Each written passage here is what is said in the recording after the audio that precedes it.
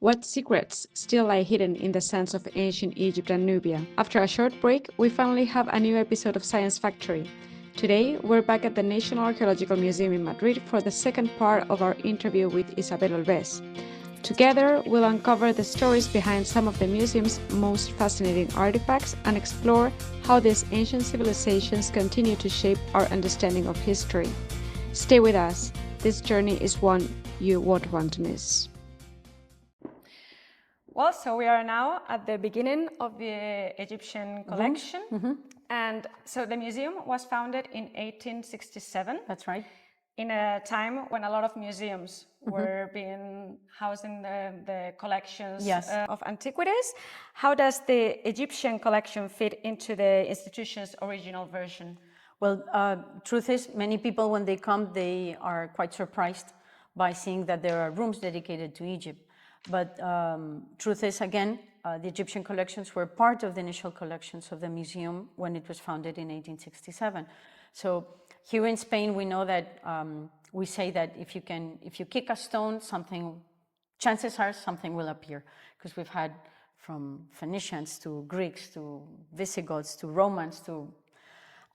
So here in Spain, the thing is that when visitors come to the Man, they expect to see things that have to do with the Iberian Peninsula and more specifically to Spain.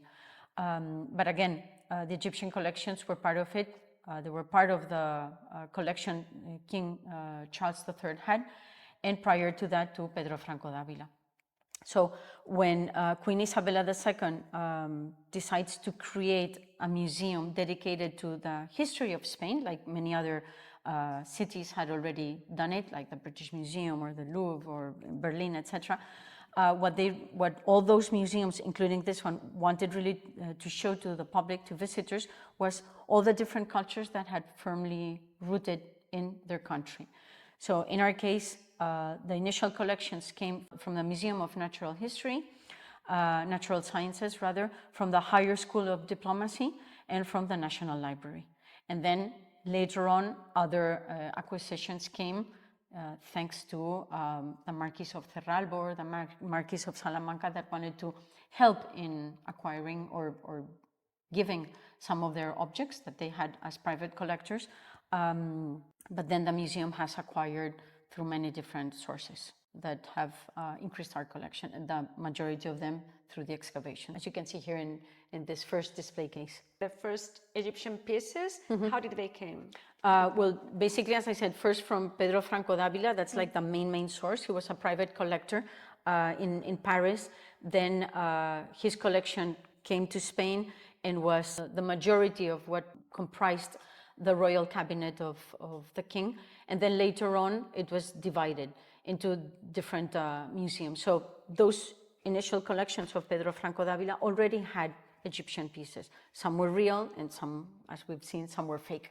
But still, those were the initial collections. And then later on, the museum has acquired through auction houses or buying through private collectors, for example, like Toda, through swaps, prescriptive acquisitions, loans, bequests, and sometimes here in Spain, I'm not sure if in our department, but in general, here you can pay your taxes, at least part of it, with works of art. So that's another way of acquiring objects for museums. And how do museums acquire pieces nowadays? Because the politics have changed a lot in that regard, so it's not like it was in the 19th century at all anymore. Exactly, because as you can see, some of the objects that we have here came through what was called back then the partage des fouilles, which is like the division of finds. So for example, the objects that came from the Aswan or the first excavations of Spain in Nubia, in the upper part of Egypt, came through that category. So the country would excavate, in this case Spain, and then at the end of the mission, at the end of the campaign, it would be divided, the objects would be divided between the country of origin, so as to say, and the country that had excavated. And that's how we have received a whole lot of objects, especially from Nubia. But it's true that in the last few years, at least our department hasn't received any objects, except in 2015. That was the last object that was bought for the museum. It was a funerary mask from the Ptolemaic period, and that was bought in an auction house. But from then on, nothing, because, well, the situation, you know how it is in the Middle East, and we wouldn't want to hit the headlines with something that is forgery, fake, or illicit trafficking, all those problems that have recently arisen, and we wouldn't want to be in that situation. So unless we know exactly the source and the provenance and everything is crystal clear, we wouldn't want to buy it. And believe me, there are objects that pass by and we're like, oh, that would be absolutely wonderful, and that would really be interesting for our collection. But if it's not 100% clear, we don't want it.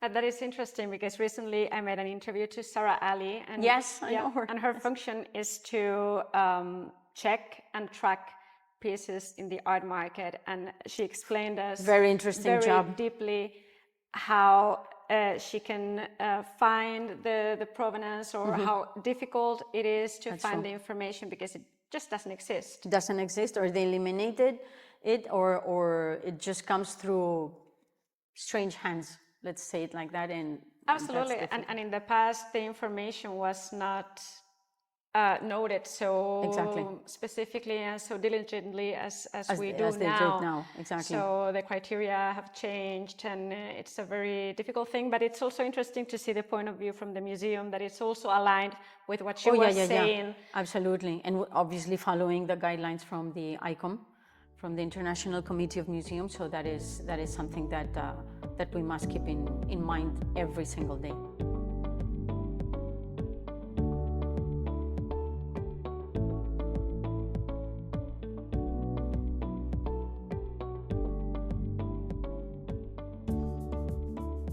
The museum's Egyptian collection is unique in Spain. Could you explain us what makes it stand out in comparison to other collections in Europe?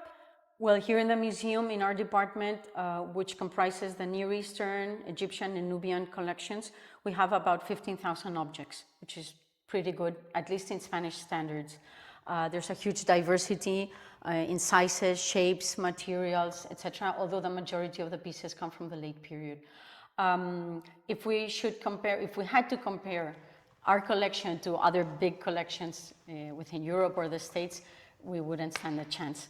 But because everybody knows that Spain wasn't among the first that were or showed interest in Egyptology, or even was present in Egypt in the 19th century, or even the beginning of the 20th century. But still, what we have is pretty good. We're happy with it. We could increase it, yes, but we've spoken about that before. But truth is, we have something here in Spain that other countries don't have, and those are the Egyptian or Egyptianized objects that were either brought by or manufactured by Phoenicians. And that is something that we have here in the southern part of Spain, and even in the Balearic Islands.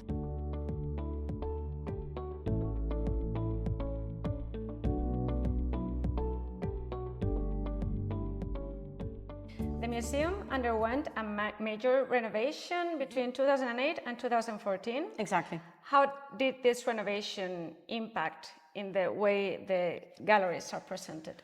Well, just to give you an idea, the entrance hall was way back then the Egyptian rooms. And what is now the cafeteria was where we had the display cases for Nubia. So before 2011, when we started the last renovation of the museum, because it's undergone several refurbishments over the almost 160 years, before they only had like a huge room dedicated to Egypt and just a few display cases at the end on Nubia. But in this new refurbishment the museum was re-inaugurated again in 2014, what we've done is we have mixed and mingled the Egyptian and the Nubian objects.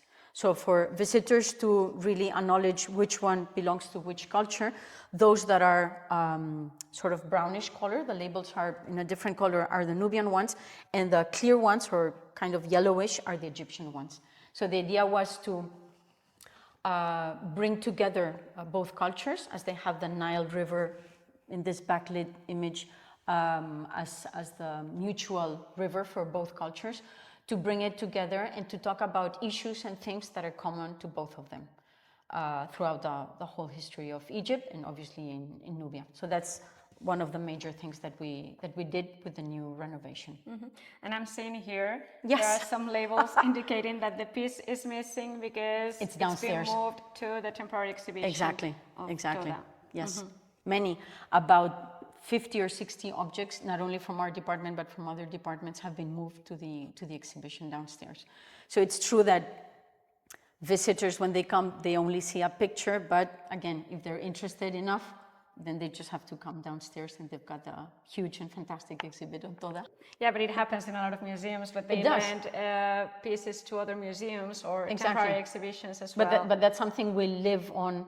But every time we have an exhibit, you move objects from different museums. Or it's being restored also. Absolutely. Sometimes it's because there are some works being done carried out on the object. Yes, so, that's true. So that's true. Yes, it's normal. There are very beautiful pieces here.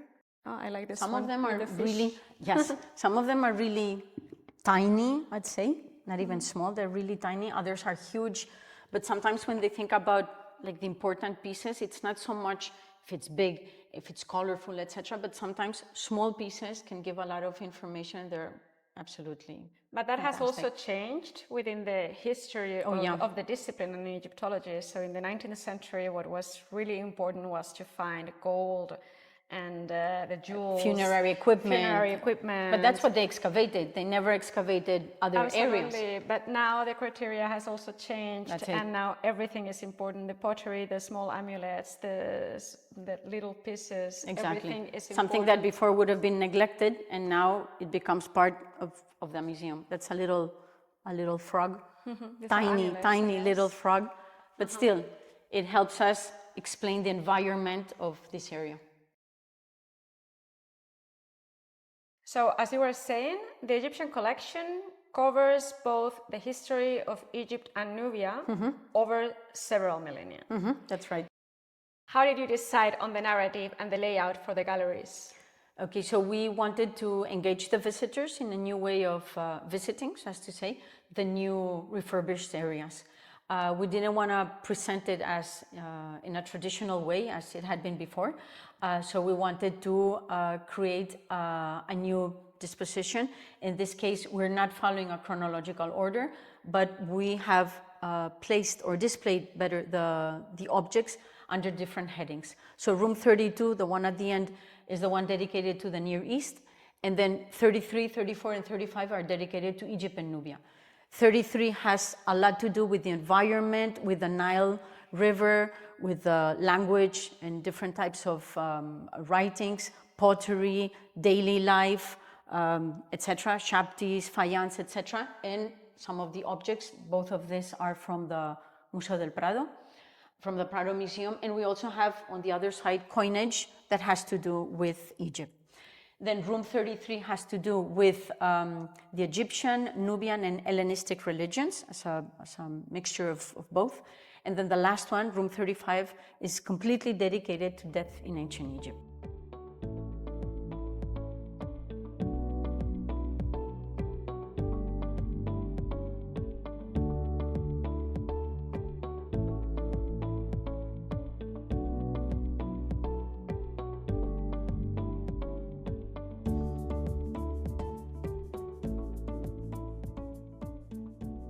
So here we are in room 33 in an area dedicated to the coinage that was minted from the Ptolemaic times onwards. We all know that before that Egypt did not have currency. So all these objects belong to the coinage and numismatic department. But I would like to highlight, aside from all the other coins that we have here, this one, which is a unique piece. It's made of gold, and this was minted at the end of the year 31 before Christ, when Cleopatra and Mark Antony committed suicide after the Battle of Actium, and Octavian minted this coin. On one side, you can see his effigy, and on the other side, this is the image that you could see. It's a hippopotamus, so we're talking about Egypt. It could have been a crocodile, and I think there's another museum that has a similar piece with a crocodile. But in this case, you could read Egypto capta, meaning that Egypt has been seized. So it would be like the end of one period and the beginning of a new one where Egypt is not anymore an independent monarchy or country, but it forms part already of the Roman Empire. But it's a unique piece.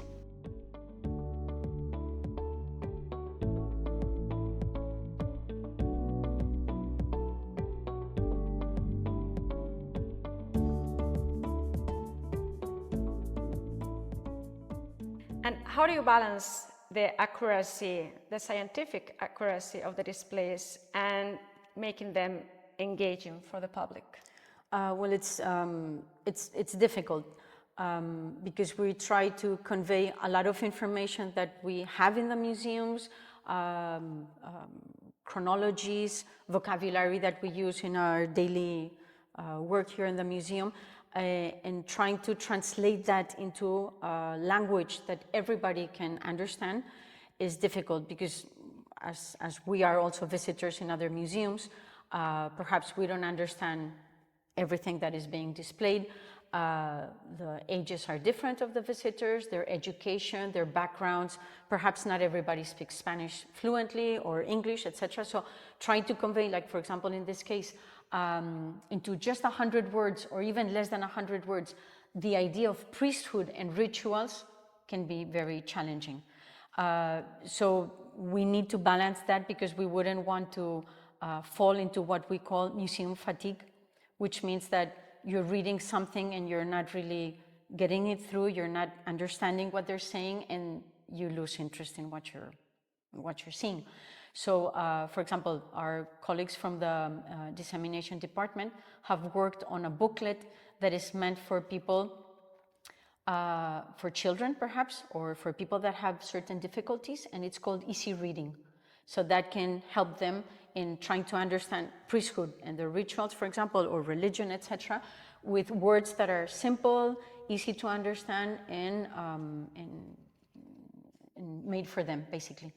On the other hand, also, we're trying to implement here in the museum what we call la hora de silencio, la hora tranquila, which means like the silent hour, meaning that is meant for people that have certain difficulties or disabilities perhaps, and they feel that when the museum is packed with people, the acoustic problems or being surrounded by a lot of people can bring them into a difficult situation. And so we're trying to promote certain hours in the day when it's basically meant for them so they can enjoy coming to the museum and visiting. That's interesting. I had never heard of that, but I think it's a good policy, or maybe we're trying to implement that in the next and few. See how it works. Exactly, that's it. Yeah, because when you know the collection and you as a worker of the museum, of course you know the collection, you understand what you were thinking of when you arranged the displays and everything, but it is very difficult to put yourself into a different position, the position in front of you, which is the public, the position of the public, and try to see the collection with their eyes. Exactly. Not knowing anything about the collection and trying to make this available information available for them in such a way that they can understand what you want to tell them. Exactly. It's a difficult thing. But it's true also that at least this is my idea, I feel that coming to a museum should be also a way not only to enjoy but also to learn. And sometimes we need to use certain words or certain vocabulary, our own lingo, to enhance what we're explaining.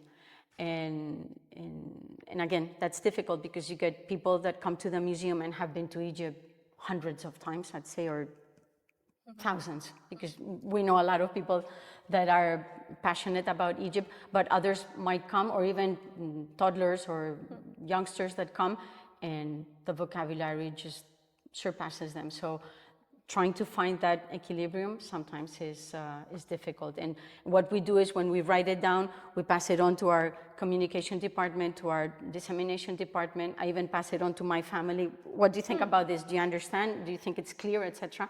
And then we carry on with that. Yeah, absolutely. That's the way to go.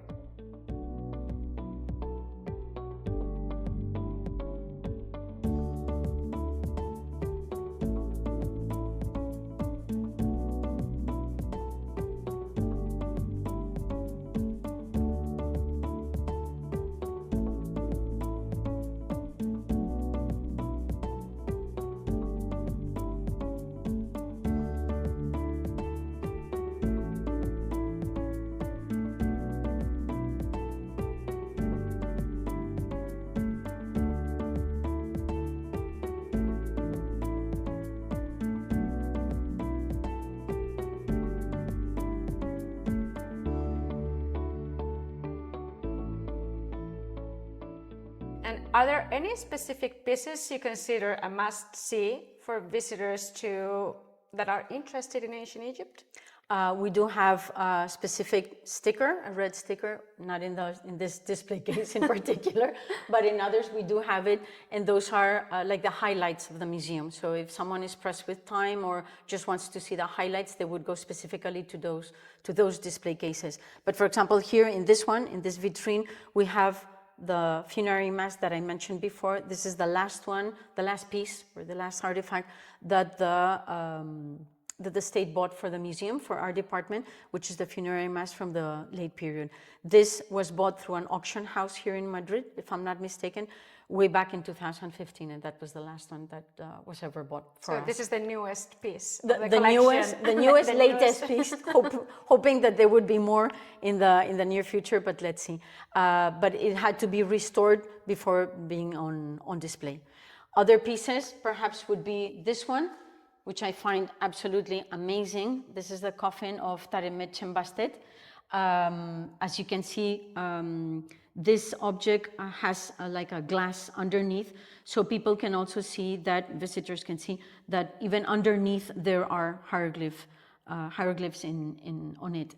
And I think it's absolutely gorgeous. This is fantastic. And this piece in particular, one of the projects that we have right now in the department, Esther and myself, is working on old photographs of the museum. And when we enlarged those photographs, because some are really tiny, we saw this square ending of the coffin, and we knew that it had been on display already in the 19th century. So that was just like very emotional for us. It was fantastic. Other objects are over there. I was thinking about a conversation I had with Aidan Dodson, and we talked about coffins and how they were being displayed in museums, because these artifacts that are so big and that have decoration all over are very difficult to show to the public, because every single angle has a decoration. Even the junctures of the different parts of the wood. And plus, if you take into account that the mirror is facing the hieroglyphs in a different way, so you wouldn't be able to read them, but at least you can see them and enjoy them.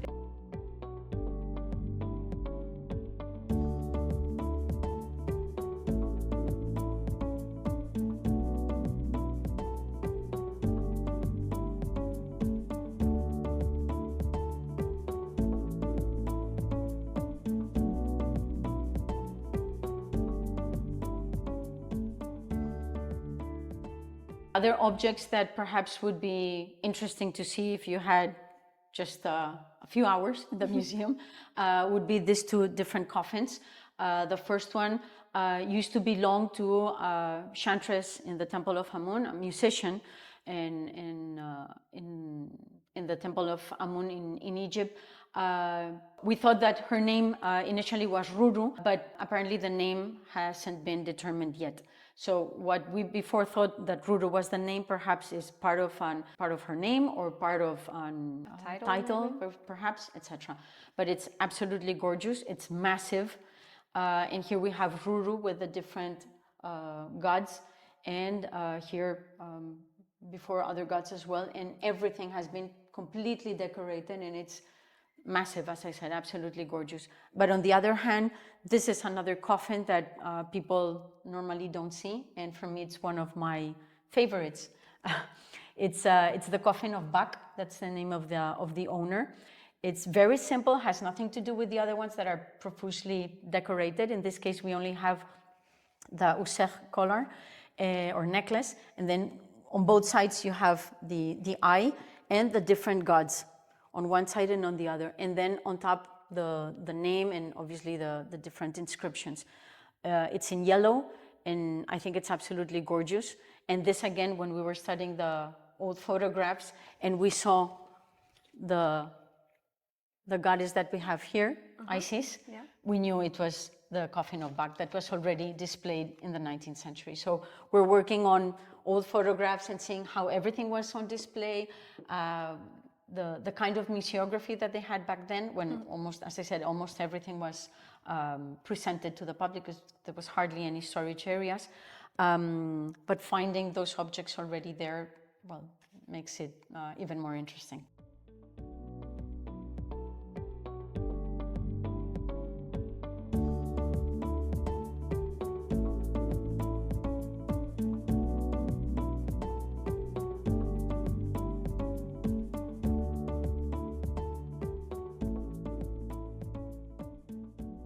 Here in this display case, we wanted to recreate what would initially be the discovery of a tomb. Obviously, it's never as clean and properly organized as we have it here.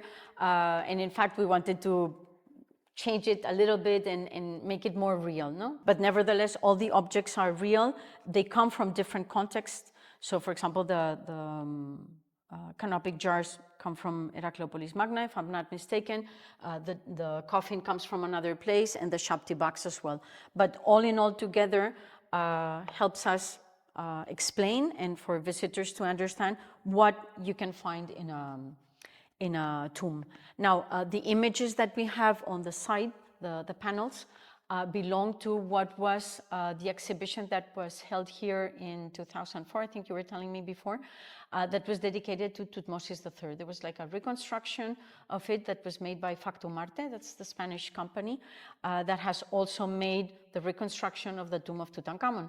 So both the head curator and the curator at the moment, I was working as support of the department, decided to use the panels again to recreate what would be that journey to the afterlife, and how difficult it could be with the snake, with the different deities, with the words spoken to open the doors, etc., etc. So everything here, what it does is it contextualizes the idea of death in ancient Egypt. I think here we can highlight several things. One thing is that the Tomb of Thutmose III is a very special one because the state of the conservation of the decoration is amazing. Speaking about the aesthetic side of the decoration, it's a very special one because it's like a papyrus that has been opened. Yes. And then you have to climb the stairs up to it because it's not at the level of the ground. It's up there. I had the opportunity to visit it once in one of my first trips to Egypt. So did I. And since then it's been closed. The last time it was closed. When we were in Egypt in 2023 in the CPEG meeting. But it's been closed for years. I'm talking about 2008 or something. Oh, wow, okay. When I visited it. And that is very important. And the other thing that you were saying is that the museum held a reconstruction of the tomb made by Factum Arte that did also the Tomb of Tutankhamun in Egypt, in Luxor. And they also did the sarcophagus of Seti I. Ah, okay. I didn't remember that one. Yep. So it's very interesting to talk about reproduction of tombs or sarcophagi or many other objects. That's true. For the dissemination of the ancient artifacts. And from a museum perspective, I think it's also very important because we can offer the public a different view. My idea, at least from my point of view, is that it doesn't always have to be the original objects. If you want to express or you want to show something and you don't have it, in particular cases, you can use a reproduction, stating that it is a reproduction, of course. But yes, it is true that it can be used because it's a way of enhancing the visitor's journey through the museum.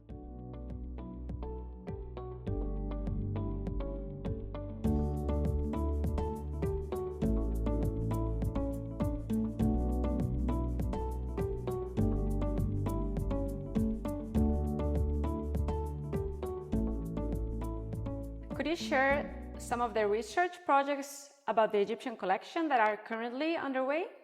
Well, yes, Esther and I are working on we're studying and cataloging the amulets that we have here in the museum. The majority of them are made of faience, but we have a huge variety, hundreds of different amulets.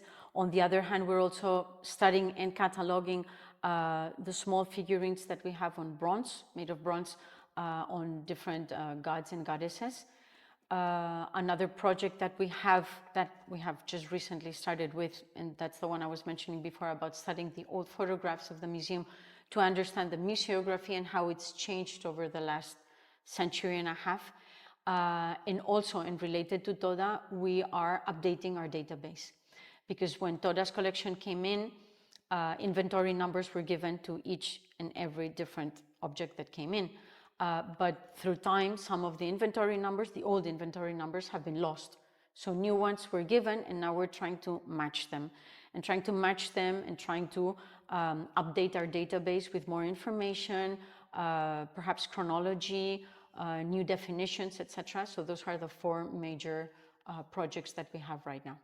Yeah, because also working in a museum, one might think that let's say the only way of doing research in archaeology or history would be in the field by making excavations. But truth is, as you were saying, that even only with the information and the pieces you have both on display or at the storage rooms, you have a ton of work to do. Yes, absolutely, so, especially when we're only 2. But it's true. I think that it's not so much acquiring more and more objects, because if everything that we can is already on display, if we acquired or we bought or whatever a new object, it would end up in the storage area unless we sort of swapped and changed objects. But I think it's fundamental and it's really necessary to understand first what you have and study it well before trying to increase the collection that we have. But also all the pieces that were acquired in the past and that were not properly researched and studied, you still have to do that. So, of course, absolutely. There's a ton of work to do. It's not only about new pieces that you acquire. And it's kind of like excavating within the storage areas. That's what Campbell Price told me also, because I made him the same question. He works at the Manchester Museum. And that's who told me, that he's the one who told me this, that doing research in a museum, it's kind of digging into the past as well. And it's a never-ending job, because there's a lot to study, and from different perspectives and different ways. And it's not only the material, and it's not only the chronology or the type of pottery. There are so many different points of views on what we have, and that needs to be studied and researched, absolutely. Yes. So you have a ton of work to do. We do have for the next decades, for sure. And how important is the museum's collaboration with organizations like CIPEG and other Egyptological institutions worldwide? Well, the museum forms part of the ICOM group. The ICOM is the International Committee of Museums, and there are many subcommittees. CIPEG, which is the Committee for Museums that have Egyptian collections, is the one that really is important to us. And in this case, the department, whether the head curator or in my case, the assistant curator, we have nearly almost every year participated with conferences, or at least attended the annual conferences that they've had. In fact, 2023 was in Luxor. That's where we met. I was there. So was I. I made it a point. Anything could happen, but I had to be there. I really wanted to enjoy that. It was absolutely magnificent. And then last year, it was here in the museum. It was the second time CIPEG meeting, the annual meeting, was held here in the MAN. But aside from that, we obviously are part of the International Association of Egyptologists. In my case, I'm part of the Egypt Exploration Society, and that is in the international level. But more locally, if we're talking about Spain, well, obviously we participate and collaborate with the Spanish Association of Egyptology, with the Catalonian one. There's another one in Valencia. So we're all engaged in the same kind of work and perspective, which is trying to promote Egyptian history, archaeology, and studies that have to do with this wonderful collection and pieces that we have. And my last question is about the challenges museums are facing in the 21st century, because things have changed a lot. Politics is constantly changing, and museums per se have to move along with the times. So what would you say is the biggest challenge, in your opinion, for museums at this time? I would say that perhaps if we are talking about internally, Then it would be to assess the collection, as I mentioned before, to study it properly, and to restore and preserve what we have for future generations. Here in Spain, when we talk about curators, we talk about conservadores, but in English the word is keeper. And I love that word because I feel that you're here just for a while, X amount of years or decades, but you're here to keep the collection. Then somebody else will come and other perspectives will be, other points of view, etc. But you're here to preserve what you have. So I feel that I'm taking care of all of this with Esther as well. Now, if we're talking about, let's say, not internally, but externally, towards the public, it would be the museums, I feel, have to change or move along, as you said, with society. And society is changing gradually every now and then. Museums should be a place where visitors can come, can enjoy, can learn, can see other cultures. And I feel that that would broaden their minds and they would understand aspects of situations that happened before and that are still happening right now. And engaging with the visitors. So on the one hand, visitors, because museums with no visitors would be nothing, just a storage room. And you want to be able to engage with them and make them more accessible for all sorts of visitors, because some people can't see, some people can't hear, others have other sorts of problems or disabilities, and it has to be open to everybody. So that would be externally. Internally, I think it would be to preserve, to understand and to assess our collections. Well, I hope you keep up the good work, and Thank you very much. well, we'll keep in touch and we can talk in the future. Absolutely. Maybe about Whenever your you want. future projects. Madrid is open to everybody, and we're hoping to see you soon. Thank you very much. Thank you very much. Thank you very much. That brings us to the end of this episode of Science Factory. We hope you enjoyed this second part of our conversations with Isabel Olbés and our journey through the ancient Egypt and Nubia collections at the National Archaeological Museum in Madrid. If you haven't yet, make sure to watch the first part of the interview and stay tuned for more stories that connect science, history, and discovery. Thanks for watching, and see you in the next episode of Science Factory.